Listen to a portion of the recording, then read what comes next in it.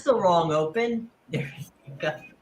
Anyway, it's baseball here. Amadeus, Sean, and our buddies at Starbucks in the greater Pennsylvania area. So anyway, when last we left, things were looking pretty good in the good old soccer side of the ball. So what happened last night that make us, go crazy?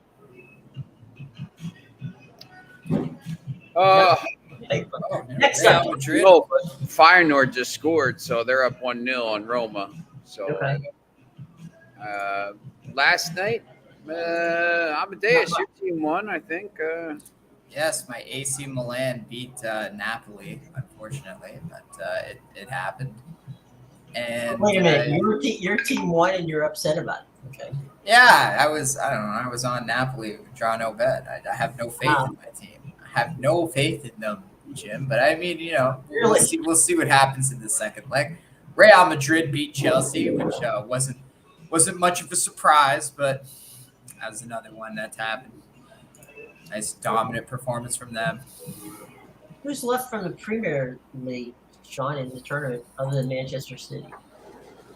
What's that? Who's left in the tournament from the Premier League other than Man City? Not pretty soon. No one, because Chelsea's about to lose. Manchester United will be left, hopefully, in the Europa League, and West Ham is up 1-0 here in the Europa Conference. So, but yeah, no. Look, I don't know who's beaten.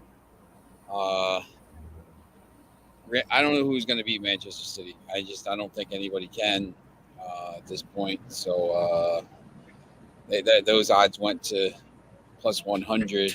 So I don't think anybody's gonna beat them. They're too good. I'm just saying that to wish it into reality. Hopefully, Real Madrid. You've never been wanted to be proved wrong more in your life. Yeah. Well, interesting. I think Napoli's in trouble, but once again, if they get sitting outside now, if they get, they're going to have some players. Anguissa is out, Kim is out for this quarterfinal. They'll have Osimhen back, you'd think.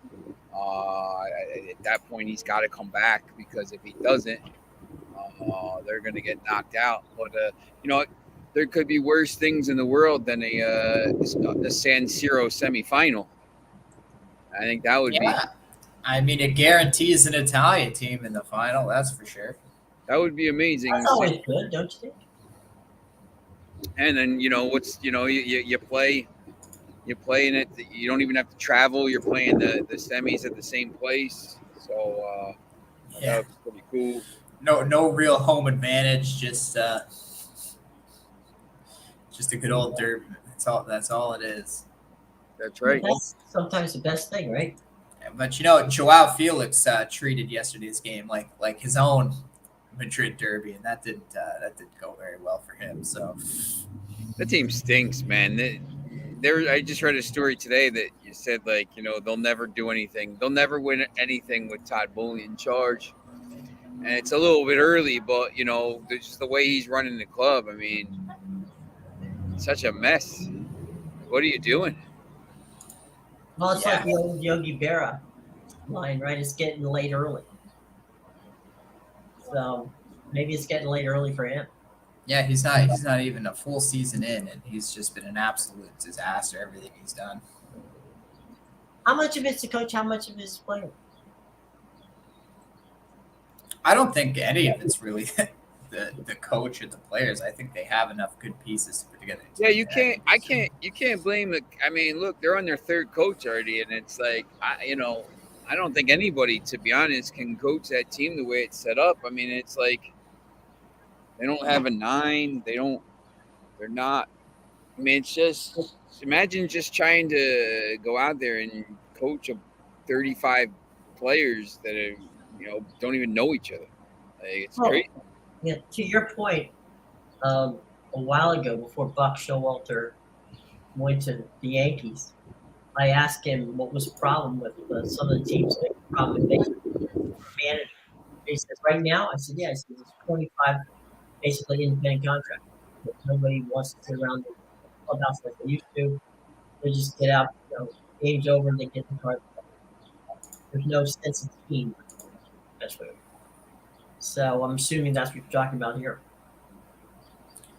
Yeah, that's the thing, right? Like he just went and bought as many good players as he could. Yeah. Not even players that filled needs on the team, Young just players to keep out of other teams' hands. So. and young, you're buying young players that are, and putting them on 8-year contracts to get away from financial fair play. But you're also doing that because maybe you hope they get better. But look, they already have 100 players on loan. I mean, that's the big joke about Chelsea.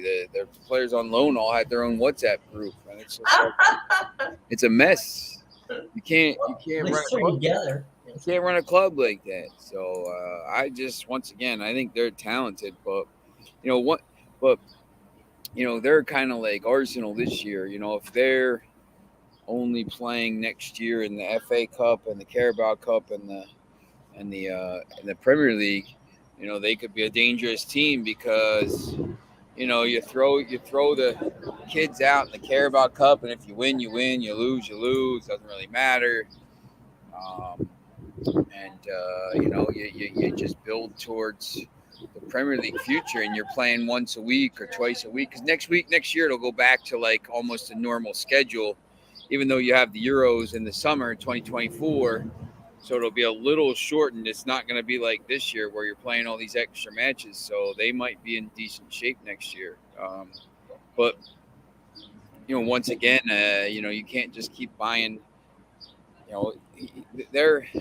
They're in for players now, and it's just they're just in for them because somebody else wants them. And that's the only reason. Yeah, it's just like they're it's like what Manchester City used to do. Like they just see who United was scouting, and then they just take that, they just buy them. But like he's just gonna be if he sees that Manchester United's linked to I don't know Gonzalo Ramos, he's gonna try to buy him. But they can't. Like Manchester United's going to be able to spend some money. I don't think they're going to be able to just like throw this crazy money around. So I'm not. Well, that's the other thing with Todd Bowling, right? He doesn't understand how the league works. Yeah. You can't just once again I've said this multiple times, but you can't just throw money around every year and just hopefully it sticks like the Padres have been doing in the Major League Baseball or some of these other teams. You have to be able to it's under the constraints of a certain system. So I think they'll be better next year. I mean, they're going to get Enrique, maybe Luis Enrique or one of these pretty good coaches or somebody. But I mean, for years, to equate what you're talking about, the the Dallas Cowboys did the same thing. They would in the offseason, the old joke used to be they'd win the offseason but lose the season. Yeah, and the Cowboys, I don't think they'll. The problem with them is, once again, they're not going to win with Dak Prescott. He'll win regular season games, but I don't think he's going to be good enough to win the Super Bowl. So, I mean, it's the same thing, that Chelsea's got these guys. They spent $120 million on Enzo Fernandez. Like, that guy, he was a $20 million player the year before. Like, he's not 100. He is what he is because that's how much you spent for him, but he's not worth it. Victor Osimhen is, Harry Kane is worth it, because they score goals. This guy, he doesn't even. What does he do to affect it? It's funny because every time they lose, they use his picture as the thing. And it's like, you could have gotten 3 decent midfielders for that price. It's not, but that's Benfica. He had a really good World Cup and, young player of the World Cup, and they just, they pulled their pants down. He's 120 million pounds for Enzo Fernandez. It's absolutely crazy. It's crazy, and there's no way out in that regard because once you spend all that cash. Well, that's the other problem. Yeah, so now they're spreading these contracts out, which is kind of smart because he's the businessman and stuff. But now, when you go to sell these players, who's buying you got a limited market for someone, after 2 years, he's got 6 more years on this contract at this crazy number. Who's going to buy these guys? Like, he's not going to Roma or thing, where they had, they got to have, that's going to be an issue, I think, down the road that they didn't think of when they try to sell these players on or they're going to have to send them on loan. And, Let me ask you a question, Sean and Amadeus, either one can answer. Here in the States, we always see in professional sports, if I want to get rid of somebody and I'm just like, he's not going to help me or she's not going to help me, whatever, right? Some of the teams will be willing to eat some of the contract. Is that not the way it works? Yeah, when you send them on loan. Yeah. You send them on loan, but you don't. In other words, you're paying them to play for somebody else. Yeah, it's something. Sometimes they get loan fees from the team, so they split it. I mean, if your team, look, you only have to look at Manchester United. I mean, Phil Jones, he's been on the books for 10 years. I mean, it's hard to get rid of players sometimes when you're on these crazy contracts. These teams are like, look, I can't pay. I'd love to take the guy, but I can't pay. His salary. Yeah, you can't eat his salary. Yeah, so it's hard. That's the problem that's been the problem with Manchester United for so long. I mean, it's been hampering their ability to buy players because, look, I mean, if you sold, they're trying to sell maybe like 10 players this summer. 10 players to raise another 100 million. Well, look, I mean, if they can get rid of them, they could bring in Osimhen or Ramos or Harry Kane. Well, if they don't, it's going to be harder to do. You can't have 30 players. I mean, on the books, which is what Chelsea has. You can't even register 30 players. You can only register a certain amount of players for the competitions. I mean, that's the thing. I think for the Champions League, Benoit Badiashile couldn't even be registered. Mm-hmm.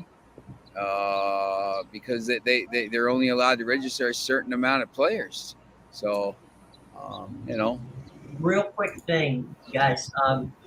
My buddy Rob Motti, who's the lead NFL writer for AP, broke a story in the last 20 minutes that the Commanders have been sold to the Josh Harris and Michael Rales group. Crystal Palace owners. That's Magic Johnson and the rest of those guys. I'm sorry? Crystal Palace owners. Yeah. Mm-hmm. $6 billion. That sets the president now. I mean, maybe $6 billion. $6 billion for the Commanders, really? I didn't say it was a bargain. I just said $6 billion. You said they bought it. Yeah, I mean, it's Andy Zimbalist, who is the sports economist for basically for the world. He does all kinds of stuff. He sets evaluations. Andy was a guy who set the number. Remember when Donald Sterling had to sell the Clippers, and the league took the team away from him? They hired Andy to set the price of what the Clippers were. And so I once asked him, I said, Andy, what's the deal here? Why do people? Because people buy franchises for one of two things: one, ego, and two, because they're a fan. Because there's no other reason to do it other than that. And so I don't know whether it was ego or what, but they just spent. And when I say spent, I mean $6 billion is obliterating the record that Denver put up there just recently when they got sold. So that's a ton of money. You're right. It's a 500 team at best. It's about to get obliterated by the Manchester United sale, but I was talking about North America. Oh yeah. No, that doesn't count, Sean. Come on. Crazy. Well, that's my point. Is that the Commanders are selling for almost the same price as Manchester United? How can that be? I mean, I think that's the thing with these NFL. Well, now the Glazers, they put up the marks, and now the Glazers will look at it and go, okay, I got to get north of $6 billion. The problem is, the NFL is once again a money printing machine, right? And the Premier League teams lose money, So it's Yeah, but pretty. listen to this. We just said yesterday we hit that number each club in the Premier League, right? Each club from international television alone, it's $3.7 billion. How do you lose money when you're in before you sell a ticket? You've got $3 billion in the bank. It's just I think the cost of running things in that country is pretty crazy. I know they did. I think 17 of the 20 teams were losing money. Huh. I think the pandemic skewed things, but Leicester and Everton, I think over 3 years lost over 400 million, so they're losing over 100 million a year. But once again, the pandemic, Yeah, there's no fans coming in. There's no the fans and the. I think the ticket sales are already because they're season tickets, right? right. So Yeah, I think that's already counted in the a equation. loss, but yeah, I forget what it was. I just know that if Leicester goes down, Hmm. Leicester and Everton go down. Yeah. Especially Everton because they got the new stadium coming up. But Leicester is even worse. If Leicester goes down, they might not be up for a long, long time because Mhm. they'll have they have 15 contracts expiring this year and next year, 8 this year and 7 next year. And they're in like crazy, crazy debt. They've lost like a ton of money. And remember that the original owner died in the helicopter crash. Oh Now yeah, son in charge, and like you have to say, is he, you never know, like if they're yeah. Hmm. as interested as the dad was or whatever. Yeah. So if Leicester goes down, you won't. I would say you probably won't see them for a little while. Like 5 or 10 years. It could be. I mean, you got to bounce right back, and that would be prohibitive. I mean, because they would lose so much money. They Yeah. would have to get rid of like these players, and then you gotta you have to. Here's the other problem. Even if they do stay up somehow, Hmm. they still are going to be like hampered by this. So like once again, you're going to start next season, and you're going to be, I would say they finish 17th. I would say they're probably the favorites to go down, or whoever comes up, because Burnley I think will stay up the way they played. Um, it's going to be them, Sheffield United, and whoever else, Middlesbrough or Millwall, whoever comes up. But they're going to be in trouble. I think they're in major, major trouble. But you don't see that with the NFL teams because once again, like these, Oh, there's a cap. yeah, and they just make so much money. I mean, once again, this guy Josh Harris and his partner here, they now own the Devils, the Sixers, the Crystal Palace, and the Commanders. Yeah. So I mean, he's getting to Stan Kroenke levels. Yeah, he is, and that's I think one of the reasons when Bezos dropped out. I think the thing that was the determining factor is this group very much like you talked about Kroenke. They very much want to build their own stadium and take advantage of that sort of retail and all that goes with it, right? Yeah. And that's what Kroenke did at SoFi in Los Angeles. That for many years was, if you've ever been out to that part of LA, it's where they're at. It's called the City of Commerce, and it really was kind of a dead zone right off of LAX. And at one end of the parking lot, it was the Great Western Forum where the Lakers play. City of Industry, right? Yeah, Good move. Good movie. That was a good yeah, movie. it was a great movie. It's one of those movies you don't see it a lot on TV, but it was Now, always a pretty good movie. and when you see, it was one of the, I don't know, it's like for me, I don't know, we'll get you guys on this. If there's something, is there a movie that you're watching like so much? It doesn't matter where it doesn't matter whether it's beginning, middle, or end. You just drop the remote and you watch the rest of it, even if it's only 10 minutes. Yeah, there's a few for me. War Games. That's probably my favorite movie of all time. Trying to think. I mean, I watch so many more TV shows now, but probably War Games would be my answer. It doesn't matter where it is. I'll just watch the scene at the end when they launch the missiles all the time. Anyway, that's actually my ringtone. Ah, So, yeah. but we'll know not to get out of the way if the ring is a phone ring. So yeah. I don't know, Amadeus. You watch a lot of movies.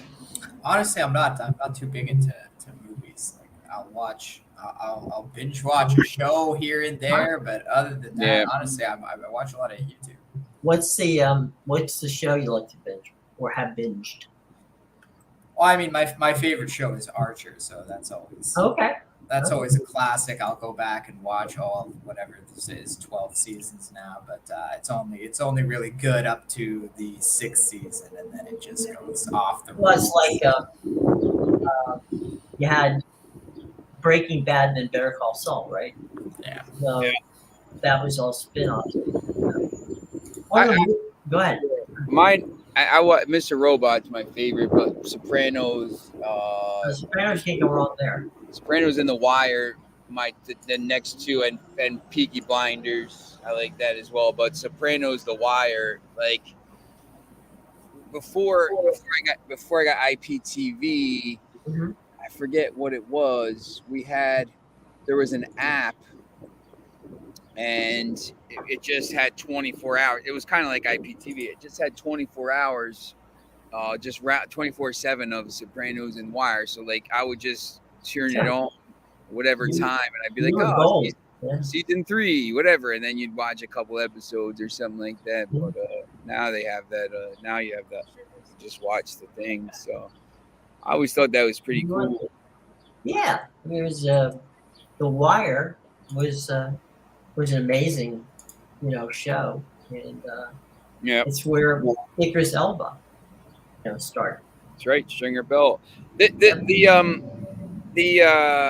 My editor at the paper, Kevin Shea, used to work with the guy. It's the guy that did the Wire, Uh-huh. because it started in the Baltimore Sun. Right. But yeah, movies are weird. I don't usually go to the theaters even before the pandemic. Like I would have to really, really want to go see a movie. I think we saw The Joker in the theaters. Maybe I saw Blade Runner 2049, and I'll see Oppenheimer in the summer. But now you could just watch them. I mean, they're on your Fire Stick in like a week after they come out. But it's for me, it's hard, like to sit there for 3 hours and kind of dedicate your time to a movie for 3 hours. Right now, I don't know. I'd rather be sleeping, I think.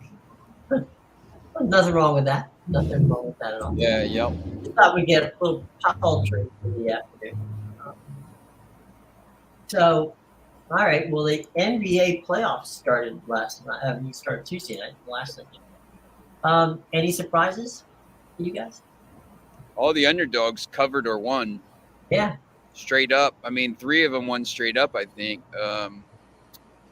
We talked we started to talk a little bit about it with Paul on the Margao Football Daily, but the series prices to me are you can't take the Hawks against the Celtics. I mean, that's going to be quick. You can't take the Sixers because it's minus 835. Clippers Suns, I think, is going to be really good series, possibly. Yeah. Warriors Kings is going to be good. I think the Lakers and Grizzlies will be good. Everybody's on the Lakers in that series, but I don't know. I still think Memphis is pretty good. I think John Morant's going to have a little bit of a chip on his shoulder from all this stuff in the season. But yeah, the Julius Randle, if he plays against the Cavs and he's close to 100%, that's a good series because the Knicks, beat the Cavs on the road. But if Randle's not playing, I think that's a bad series. I think the Cavs could win that pretty quickly. Yesterday, Amadeus was all over the Raptor situation, and he was right on that one. Yeah, Yeah, I said DeMar DeRozan had a chance to keep the Raptors out of the playoffs after they traded him away for Kawhi and then won the championship. So he got Damn you people, damn you. yeah, they should. I mean, yeah, they should have won that game up 19. But Yeah, that was a joke. the problem is with those, like the anybody that played last night, there's no chance they do anything in that first round. I mean, in the East, who's maybe Miami could win a game against the Bucks. I mean, maybe at a stretch too, but they would be heavily favored in the West. I don't know. Can Timberwolves or OKC beat Denver? No. Could they win a game? Maybe. Tampa Bay Rays live, even money. Yeah, look, that guy. The guy that's pitching for Tampa today is he's got that nasty slider. They win today, they'll tie the record for most wins to start the season, 13, and 4 straight sweeps if they win today. That kid is nasty. He's got nasty stuff. He's got a 0 ERA after 2 games. Jeff Passan picked him to win the Cy Young in a story. So I think, Bill, you're on to something there. We actually just talked about that, Joe Wiz and I, in the studio. See what that is now. They're plus 100. They're down 2-1, so that could be a decent play there. Baseball is weird. Athletics and Orioles. I think that just started and it's 7-6. That was the biggest. What? You started? The A's, right now? Yeah. What's that? They just started and it's 7-6 already. Yes, it's It was 7-3 like 2 seconds ago. What the hell happened? It's the A's might be the worst team of all time. Well, I mean, I understand, but good lord, top of the fourth. It's top of the fourth. It's 7-6, top of the fourth. It's the Orioles giving up runs too. Baltimore scored 3 in the second, 4 in the third. Oakland scored 3 in the third, 2 in the fourth, and they're still batting with two runners on. I mean, it's the state of this is like high school pitching in Mercer County at this point. The state of the pitching in this game, in this league, thereof. I just think that's okay. Amadeus got on me for my fanboying Kershaw, and it's amazing to me. Like he got racked. Yeah. You know how sometimes people are always like. I get annoyed, when you say back in my day or whatever like that. And people are talking about like back in the day, but like, I mean, with sports, it's crazy. Like, I think the level of play in basketball and baseball has regressed. The fundamentals part of it, yeah. Definitely the NBA. My guy Chris Patero is the special assistant to Billy Bean. He's from Hamilton, my hometown. Played in the majors, but the NBA and baseball has regressed. Football it's getting bigger and stronger. The players are getting faster, bigger, stronger, and the game has changed because it's not running anymore; it's passing. So it's just changed. I think maybe hockey and base and soccer is getting better.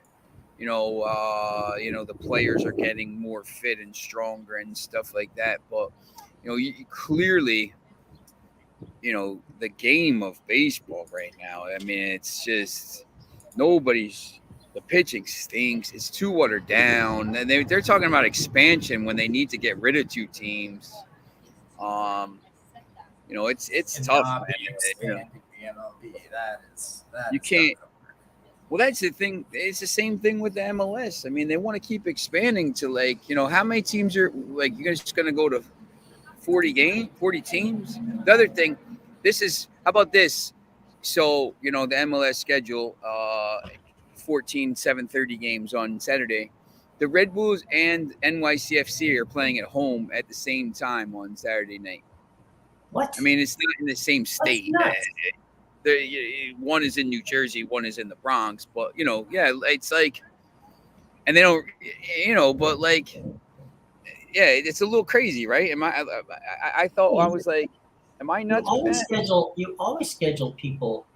I mean, like we live, the Orioles and the Nationals are 40 miles apart. Okay, the Orioles and the Nationals are never home at the same time.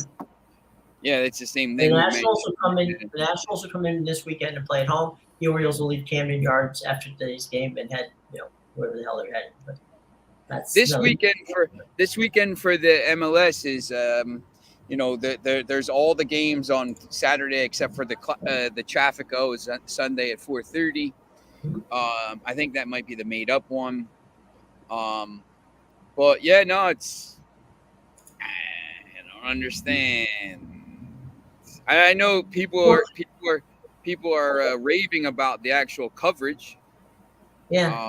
I know people are raving about the job your brother is doing out there with the coverage, but they're just about like some of the other stuff, this money grab with the Well, he's not crazy about 11 games starting at 7:30. Yeah, Because, handcuffs him. yeah. You get handcuffed because now, and that's it. Hey, we don't have you don't have announcers to do the games. Well, where are you going to find 25 announcers on the same day at the same time? Like you can't. It's the same thing. Too bad the USA doesn't take baseball seriously compared to the Dominican Republic and Latin American countries. Though it's weird here. Baseball is, I think more people are maybe playing lacrosse, the younger kids, golf is getting big and stuff, but baseball is becoming a little more specialized. Just because of travel baseball now, it's so expensive. I mean, travel baseball is becoming like travel hockey. It's a little crazy, to be honest. Yeah, the other thing too, what's caused baseball to be out of the main, right, is really one of them anyway.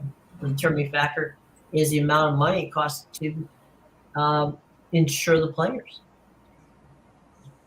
Yeah. Yep. So you have to be careful of that too, because you can price yourself right out of what it costs to play baseball because you can't afford the insurance. Yeah, that's right. Roma's still losing 1-0. Ghent and West Ham still tied 1-1, and we're less than a half hour away from the greatest team in the world taking the pitch. Okay, so the Commanders will be playing here. And no, Foxy, it's not Newcastle. Just saying. Newcastle's not in Europe currently. They're out of town. So, all right, cool. Will be next year, though. They will, yeah, and for the foreseeable future. I talked to somebody about this right now. I think the new powers are, well, not new, but Manchester City, Arsenal, Newcastle. Arsenal, they're as long as they're in the Champions League, Kroenke and all this stuff. I mean, they'll spend some money, and now they're set for a long time because they have a squad of players that are pretty good and young, so they're in good shape. Obviously Manchester United, if they get bought, but they have same thing, young players. They're going to spend money. I think they're set for years. Manchester City's Manchester City. Newcastle, obviously, richest team in the world. I think some of these other clubs now, Tottenham, that window might be getting closed shut pretty quickly. They'll always be in and around it, but I think when Kane leaves, I think they're in trouble. It's hard to find players like that, and I think if they get knocked out of the Champions League spots, I think they're in trouble. Liverpool, I think, could be in trouble. Chelsea, this guy's always going to spend money, but it's a disaster. Maybe at some point they'll get it correct. And you got all those other teams. So Brighton will always be decent. They won't. Brighton's never going to keep their players. McAllister's already said, like, look, I'm leaving. And they haven't even said they're selling him. He's like, look, you're selling me. I'm not staying. Like, I'm going to go to a big club. So get me the hell out of here. Yeah, that's right. Let me ask you a question, guys. is there much betting on USFL? I think so. I think, That comes back this week. yeah, I think the other league is doing all right. The XFL, I think, with betting. I mean, they've prioritized it. I mean, look, it's football, so I try to watch the games, and I'm always busy. Like football fans will do it. The spring is tough. The NFL is just so entrenched. I think there will be. It's in with the. Obviously these two leagues are trying to help. Get helped out by the NFL. So I think there could be, but it won't be. It'll be like a shadow of the fall. But yeah, I think the theory of the case is that they're trying desperately to be, for one of them, to become the de facto, minor leagues for football. And I mean that's what they try to do. It doesn't always work, but that's what they're hoping to do. So there's that. How about CFL? I mean, it's not playing right now, but is that a betting thing? I think you can. I mean, I think sometimes with these other leagues, you can build a soccer, have a draft. There's an open market. MLS is a draft. Everywhere else is an open market. You can, sometimes the specialized leagues are easier to win games because maybe the bookies aren't as sharp. Maybe there's someone has more information. So That's exactly true when it comes to the CFL. They don't have a good grasp on it because it's got different rules, right? There's different scoring. It's more strategy than the NFL. Mm-hmm. But I don't know. Personally, I don't like the CFL. I don't watch it.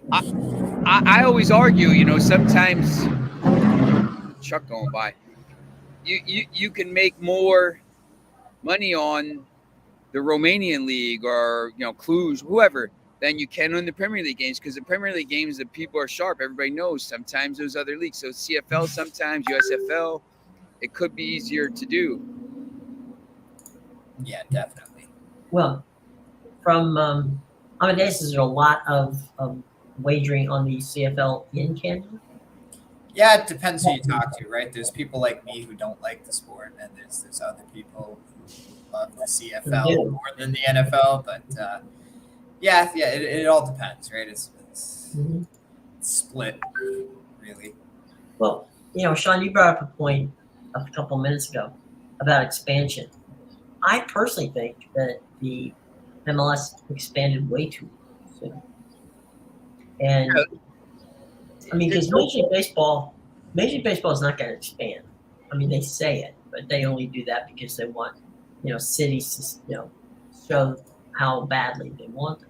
Because the next, if you want into the league, right, and you're a new city, you're gonna have to spend a minimum of $3 to $4 billion to get in the league. That's before you pay a single player. Yep.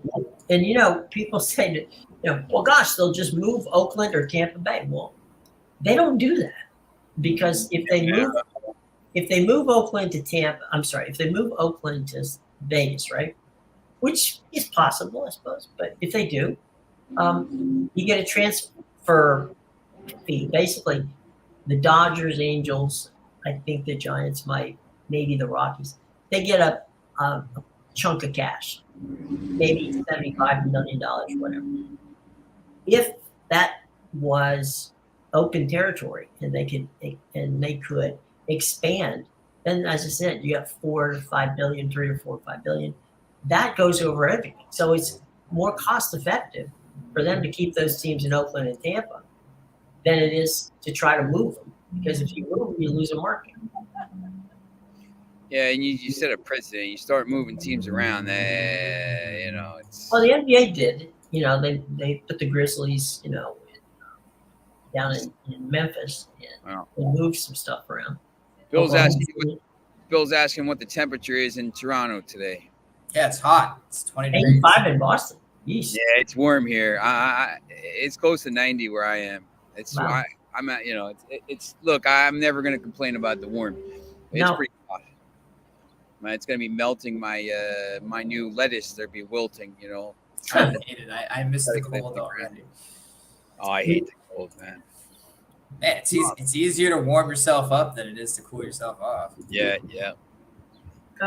Just go grab a hose and find shape. So I got. go ahead. I was gonna say I gotta run because I gotta get to my game. Okay. I gotta get to my game before the real game starts. But we got two nationally ranked Hun against state ranked Bergen Catholic here, so it should be a good baseball game. I'll enjoy. And What's I'll see you tomorrow. the line? Well, you know what? Hun just beat Gloucester Catholic 6-5 last week. Was ranked 4th in the state and top 50 in the country, maybe top 30 in the country. So, Hun, I would say Hun probably favored. These New Jersey non-public teams think that they're going to come into Hun and win these games, and nobody does. They're very good. So I would say Hun probably wins. Okay. And we don't know what the money line is, but we'll figure it out. Probably about -110. It's close, pretty even matchup. So I gotta wait to see the pitching matchup. So Okay. Well, travel safely. all right, I'll see you guys. All right, bye. So there goes Sean. Today, Amadeus, other than the score that we just heard, what are you looking at in baseball? I don't really like the baseball card today. I'm probably Take a pass on it. Yeah. I had a free play on Feyenoord in the Europa League, and they won 1-0 just now. Something big's about to happen in this West Ham game, though. They just gave a red card. There's probably going to be a penalty in literally the last second here. So There you go. interesting things going on, that's for sure. I saw Charles Barkley on Dan Patrick's show, and he asked. Charles is now a grandfather, so Danny asked him if what sport would he have his grandchild play, and he said golf. He said, "No, you just have no issue from playing golf. Just you and the golf course, and you don't have to worry about it."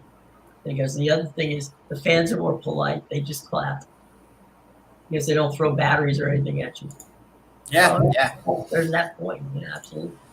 Yeah, it's a lot of heckling for sure. Yeah, he did have another interesting take, and that was his stance on autographs. And he said, "I have no problem signing an autograph." He said, "And the only time that I prefer you not come up to me and ask me for an autograph is one meeting." To which Dan Patrick does, "So when is that?" No, my God. Big jump. But it's a lot of athletes are against it. Many would be happy to sign. It's just kind of a split thing down. There you go. Any props that are fascinating today to you? Or? Nah, I don't look too much into props really. Okay. Yeah, it depends really. No big deal. All right. Well, any final thoughts before we get you out of here? No, it's just the 3:00 game is going to start soon, so let's get ready. Enjoy.